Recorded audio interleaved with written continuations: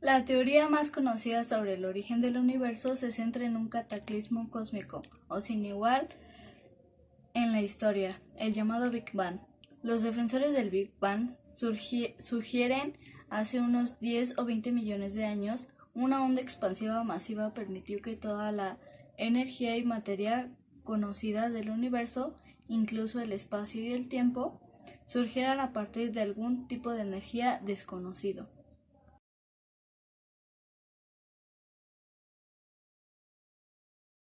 Esta teoría, que fue desarrollada a inicios de la década de 1980 por el científico estadounidense Alan Guth, según esta teoría, lo que desencadenó la gran explosión es una fuerza inflacionaria ejercida a una cantidad de tiempo inapreciable, que permitió que se formara una región observable del universo.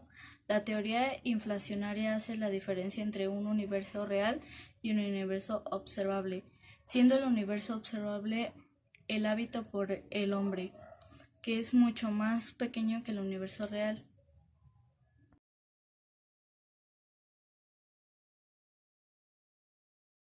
El modelo del estado estacionario fue propuesto en 1948 por Hermann Bode, Thomas Wolf y Fred Hoyle. Bode y Wolf presentaron una discusión filosófica invocando el denominado principio cosmológico perfecto, en el que el universo, además de ser homogéneo espacialmente, presenta el mismo aspecto medio en cualquier época.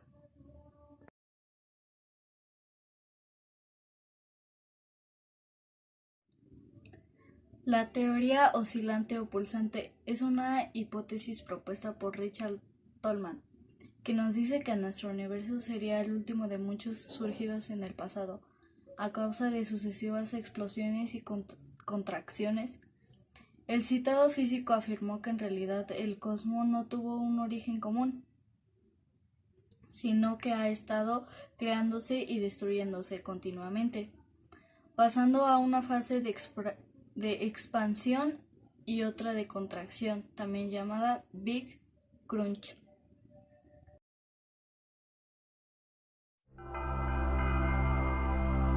Imagina un inmenso universo, increíblemente frío, en constante expansión. ¿Cómo empezó todo? Para entenderlo, retrocedamos en el tiempo.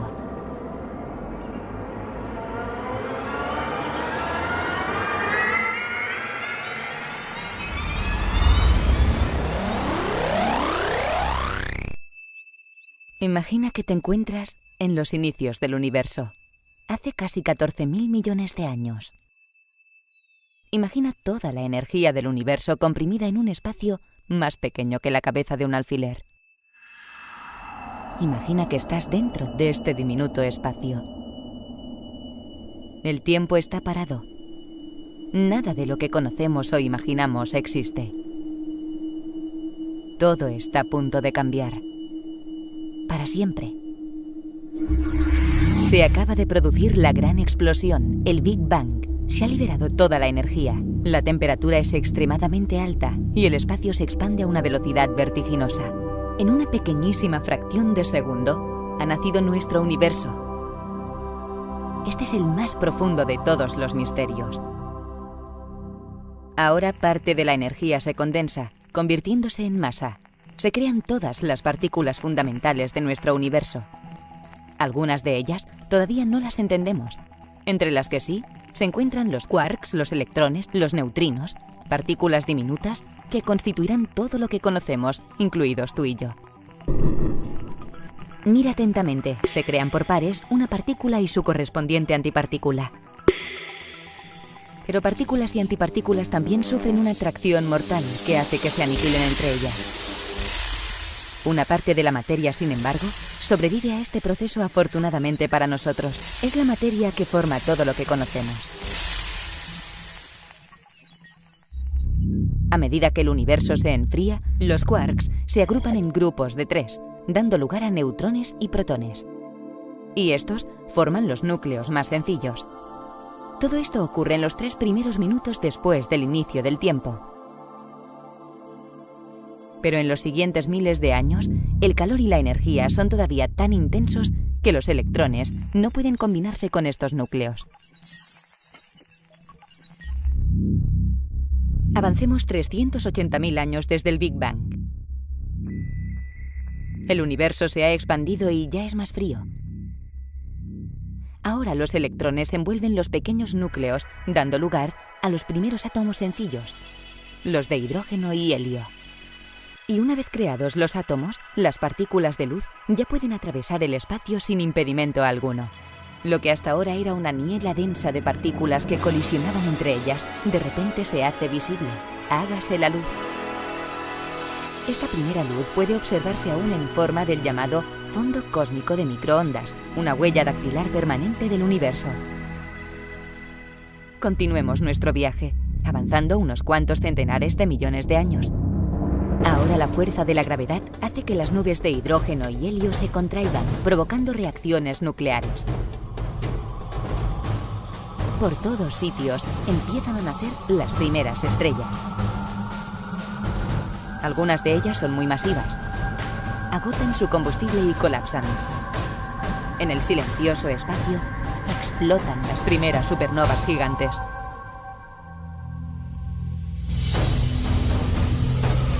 Pero de toda esta destrucción surgen los elementos pesados, entre ellos el carbono, el nitrógeno, el oxígeno, el hierro e incluso el oro. Son los elementos que formarán los planetas y serán las semillas que darán lugar a la vida. Generaciones y generaciones de estrellas viven y mueren. Nuestro universo, antes increíblemente denso y caliente, es ahora frío y está prácticamente vacío. Después de 9.000 millones de años, en el brazo espiral de una galaxia distante, se está empezando a formar una cosa muy importante. Aquí, en este espacio infinito, entre millones de galaxias, hay un sistema solar. En este sistema solar, uno de los planetas se ha enfriado suficientemente como para que pueda surgir la vida. Es nuestra casa, el planeta Tierra. Y en esta Tierra hay seres con la extraordinaria habilidad de volver la vista atrás en el tiempo y reflexionar sobre el significado del universo.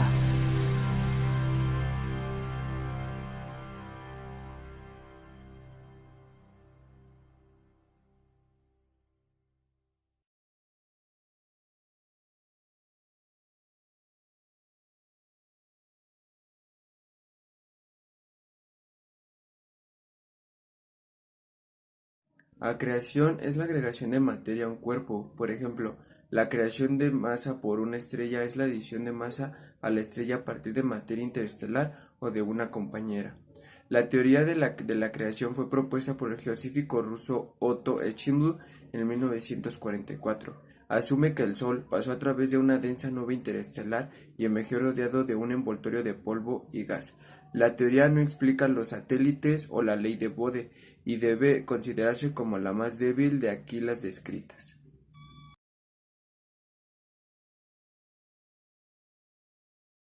Laplace en 1796 surgió primero que el Sol y los planetas. Se formaron una nebulosa de núcleo muy condensado y con altas temperaturas en rotación alrededor de un eje fijo que se entró y colapsó. Se consideraron los anillos que eventualmente formaron los planetas y en una masa central que se convirtió en el Sol, y la baja velocidad de rotación del Sol no podía explicarse. La versión moderna asume que la condensación central contiene granos de polvo sólido que crean roce con el gas, el condensado, el centro. Eventualmente, luego de que el núcleo ha sido frenado, su temperatura aumenta y el polvo es evaporado.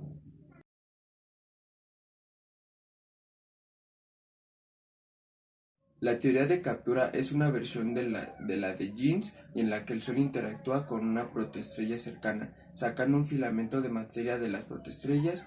La baja velocidad de rotación del Sol se explica como debida a su formación anterior a la de los planetas. Los planetas terrestres se explican por medio de colisiones entre los protoplanetas cercanos al Sol, y los planetas gigantes y sus satélites se explican como condensaciones en el filamento extraído.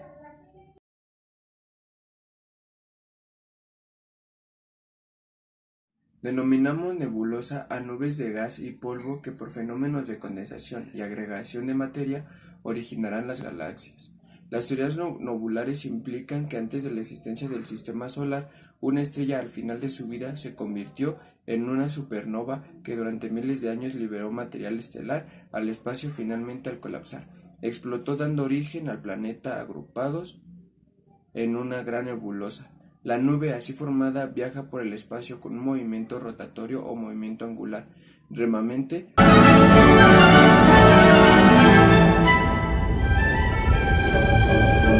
es un baile que dura millones de años.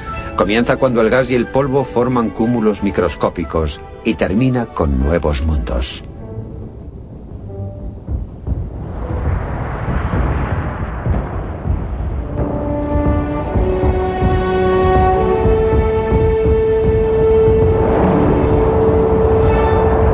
Cuando los cúmulos se van haciendo más grandes, también se empiezan a unir y forman cúmulos de cúmulos, cada vez más grandes, cada vez más pesados, y todos giran unos alrededor de otros.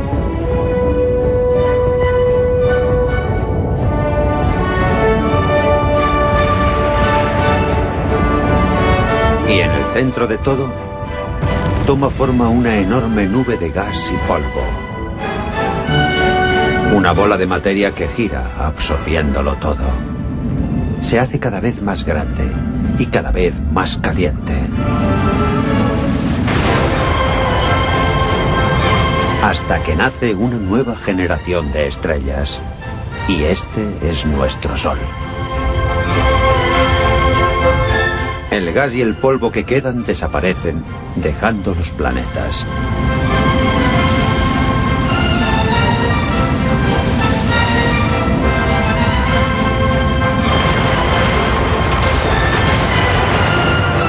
Siguen creciendo. Pequeños trozos de roca caen en ellos durante más millones de años. Y cuando se termina, aparece un nuevo mundo. Nuestro mundo. La Tierra.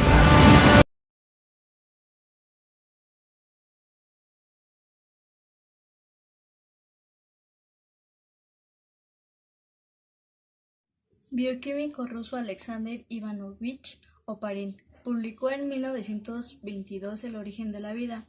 Ubica el inicio de la Tierra hace unos 4.600 millones de años atrás y explica cómo las partículas condicionales en la atmósfera de entonces, con altas concentraciones de metano, vapor de agua, amoníaco e hidrógeno gaseoso, terminó por generar una reacción química. A medida que la Tierra comenzó a enfriarse, se fueron formando mares primitivos o caldos primordiales con una gran cantidad de compuestos disueltos.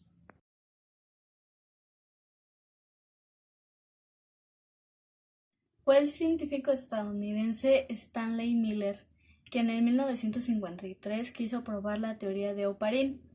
Para esto creó un dispositivo que reproducía la mezcla de elementos agua, metano, amoníaco e hidrógeno y la atmósfera primitiva inicial de la Tierra, a la vez que producía pequeñas descargas eléctricas, simulando los rayos de una tormenta. Una semana después se vieron los resultados, parcialmente positivos. Se generaron moléculas orgánicas sencillas y a partir de ellas otras más complejas como aminoácidos.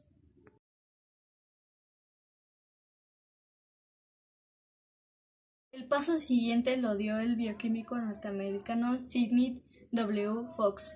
Según sus estudios, las primeras formas de vida no solo sucedieron en el mar, sino también sucedieron en la Tierra a muy altas temperaturas, cercanas a los 1000 grados centígrados.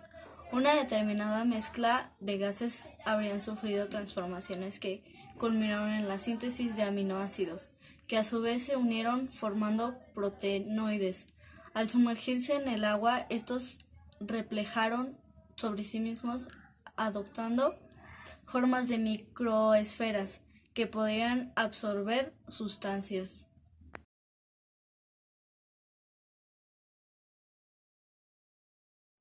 Esta línea, desarrollada por el biólogo alemán Hermann Richter en 1865, supone que la vida en la Tierra tiene origen en el cosmos, o específicamente en microorganismos especiales que llegaron a nuestro planeta a través de rocas o cometas, meteoros o restos de material cósmico que impactaron en ella. Estos gérmenes extraterrestres o cosmosuarios habrían aportado el material orgánico necesario para el comienzo de la vida.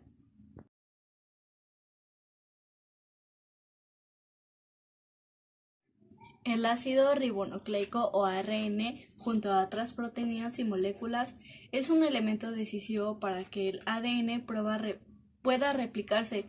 Esta teoría sostiene que el ARN es la molécula que dio lugar al ADN, ya que su presencia en la cadena evolutiva es muy anterior y al igual que el ADN tiene la capacidad de almacenar información y al mismo tiempo puede catalizar reacciones químicas como las proteínas. Experimento de Miller y Urey. En el año de 1953, los científicos Stanley Miller y Harold Urey de la Universidad de Chicago intentaron simular en el laboratorio las condiciones de la Tierra primitiva planteadas en la teoría quimiosintética de Oparin-Haldane. El aparato estaba formado de varios recipientes de vidrio conectados entre sí, y colocaron en los recipientes 2 electrodos y una mezcla de gases que consistía en vapor de agua, metano, amoníaco e hidrógeno. A través de los electrodos se originaron descargas eléctricas que simulaban la energía de las tormentas eléctricas y las altas temperaturas de la Tierra primitiva, llevando el agua al punto de ebullición. El experimento duró aproximadamente una semana y encontraron que en el agua y en las paredes de los recipientes se habían formado aminoácidos, compuestos orgánicos sencillos, que son las unidades de las proteínas. Mediante este experimento, los científicos demostraron que la evolución prebiológica planteada por Oparin y Haldane en su teoría era posible, pues lograron probar que a partir de los compuestos inorgánicos se producían compuestos orgánicos o biomoléculas. Por esta razón, se considera que la evidencia científica más importante de la teoría quimiosintética de Oparin-Haldane es el experimento de Miller y Urey. A partir de esta experiencia, se han llevado a cabo experimentos similares, pero modificando las cantidades, los tipos de gases y las fuentes de energía, como el realizado por Cyril Ponamperuma. De la mayoría de estos experimentos, se han producido una gran variedad de biomoléculas que integran a los sistemas vivos.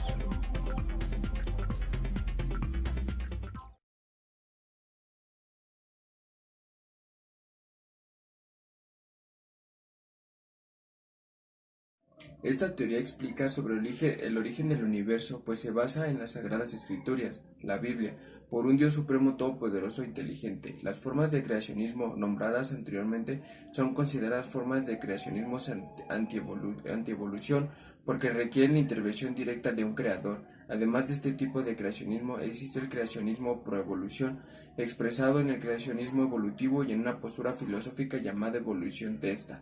El creacionismo proevolución cree en la existencia de un creador y un propósito, pero se acepta que los seres vivos se han formado a través de un proceso de evolución natural.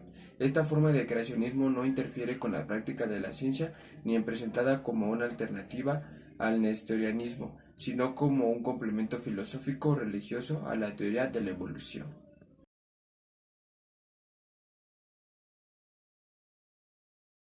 Lamarckismo es el término usado para referirse a la teoría de la evolución formulada por Lamarck. En 1809, en su libro Filosofía Zoológica, propuso que las formas de vida no habían sido creadas ni permanecían inmutables, como se aceptaba en su tiempo, sino que habían evolucionado desde formas de vida más simples. Describió las condiciones que habrían proporcionado la evolución de la vida y propuso el mecanismo por el que habría evolucionado. La teoría de Lamarck es la primera teoría de la evolución biológica, adelantándose en 50 años al formulario de Darwin de la sección natural de las especies. Lamarck, en su teoría, propuso que la vida evolucionaba por tanteos y sucesivamente, que a medida que los individuos de una de nuestras especies cambian de situación, de clima, de manera de ser o de hábito, recién por ello las influencias que cambian poco a poco, las consistencias y las proporciones de sus partes, de su forma, sus facultades y hasta su misma organización.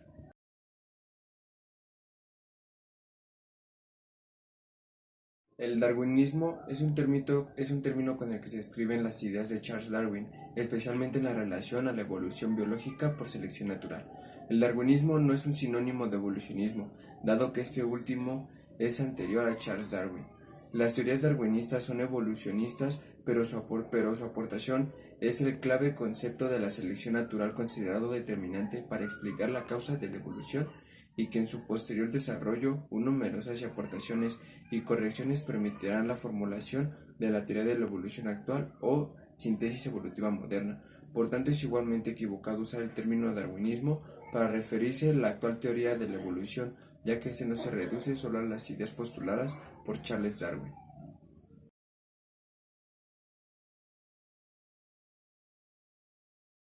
La teoría neodarwinista fue elaborada en los años 30 y 40 por Dubosky, Simpson, May, Huxley, etc., basándose en la variabilidad genética y en la selección natural, aspectos proporcionados por la teoría darwinista, pero con algunas modificaciones debido principalmente a los novedosos conocimientos sobre genética ecológica. El neodarwinismo o la teoría sintética de la evolución se refieren al darwinismo sobre todo a la selección natural, a los descubrimientos sobre la herencia impulsada por la genética. Una vez en la época de Darwin no se conocían los conceptos de la genética que no podían explicar cómo se daba la diversidad de características dentro de una población. Por lo tanto, era necesario que una nueva teoría evolutiva, reinterpretando el darwinismo, fueron capaces de responder estas preguntas. La teoría sintética de la evolución se basa en tres aspectos de la evolución: la mutación, la recombinación y la selección natural.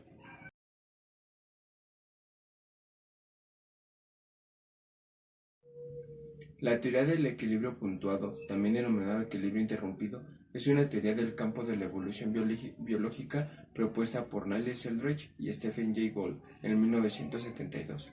Lo específico de la teoría del equilibrio puntuado tiene que ver con el ritmo a que evolucionan las especies. Según Eldredge y Gould, durante la mayor parte del tiempo de existencia de una especie, esta permanecería estable o con cambios menores, periodos de estasis, acumulándose cambio evolutivo durante el proceso de especiación y formación de una especie nueva.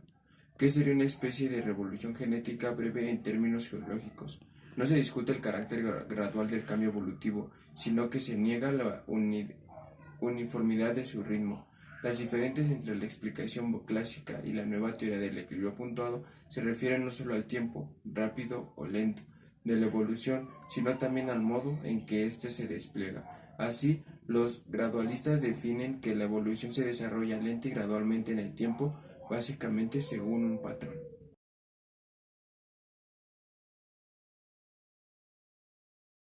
La teoría neutralista de la evolución molecular establece que la gran mayoría de los cambios evolutivos a nivel molecular son causados por la deriva genética de mutantes neutros en cuanto a la selección natural. La teoría fue propuesta por Moto Kimura en 1978 y descrita en detalle en 1983 en su libro The Natural Theory on Molecular Evolution, y aunque fue recibida por algunos como un argumento contra la teoría de Darwin de la evolución por medio de la selección natural, Kimura mantuvo, con el acuerdo de la mayoría de quienes trabajan en biología evolutiva, que las dos teorías son compatibles. La teoría no niega el papel de la selección natural en la determinación del curso de la evolución adaptativa. En cualquier caso, la teoría atribuye un gran papel a la deriva genética.